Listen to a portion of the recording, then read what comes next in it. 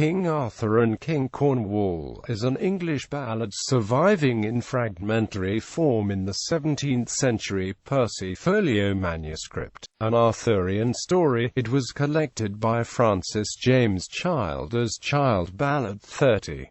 Unlike other child ballads, but like the Arthurian, The Boy and the Mantle, and The Marriage of Sir Gawain, it is not a folk ballad but a professional minstrel's song. It is notable for containing the Greene Knight, a character known from the medieval poems The Greene Knight and the more famous Sir Gawain and the Greene Knight. He appears as Bredbeddle, the character's name in The Greene Knight. Synopsis: King Arthur and King Cornwall occurs in a damaged section of the Percy Folio. About half of each page was ripped out to start fires. As such, the ballad is missing about half of its content, though some of the missing material can be deduced from context. Apparently, after bragging about the excellence of his famed Round Table, King Arthur is told by Guinevere that another king has an even better one. Arthur and his company leave the kingdom in disguise searching for this king, and eventually come to Cornwall, where the resident monarch offends them with a series of boasts about his magical items, the child he fathered on Guinevere, and Arthur's comparative mediocrity. All go off to bed, and the Knights of the Round Table make a series of vows against Cornwall's boasts, such as Gawain's declaration that he will make off with Cornwall's daughter. Arthur's men discover Cornwall has sent a seven-headed monster, a sprite named Bredbeddle, to spy on them. Sir Bredbeddle, the Greene Knight, wages a long battle against him with a sword from Cologne, a Milanese knife, a Danish axe, and finally a sacred page which gives him the upper hand.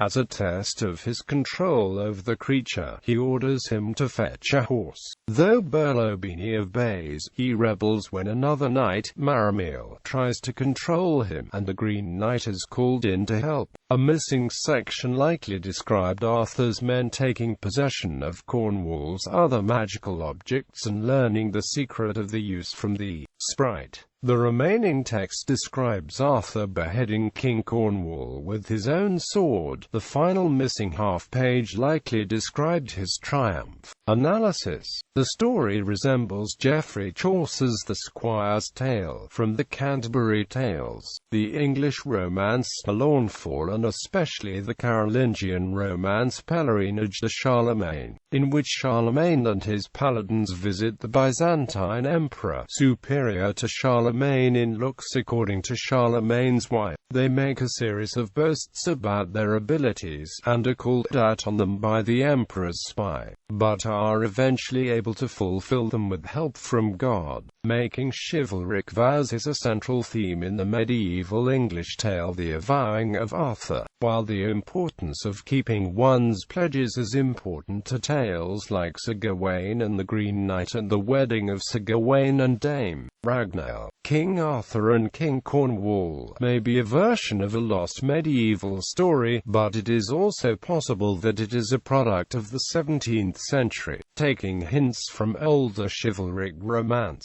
The character of Bredbeddle makes the author's knowledge of the Greene Knight obvious, whether made in the 16th century or before. The ballad relies on the audience's knowledge of the Gawain romances, popular since the 12th century. Gawain's promise to have his way with Cornwall's daughter is in accordance with his womanizing portrayal in certain old French works. The magician King of Cornwall does not appear in other Arthurian romance. In other stories, Cornwall is ruled by either Arthur's cousin Cador, or by King Mark, the uncle of Tristan and husband of Iseult. Equally unique is Cornwall's daughter, whom he had fathered on Guinevere behind Arthur's back. Several Arthurian staple characters to make appearances, such as Guinevere, Gawain, and Tristan.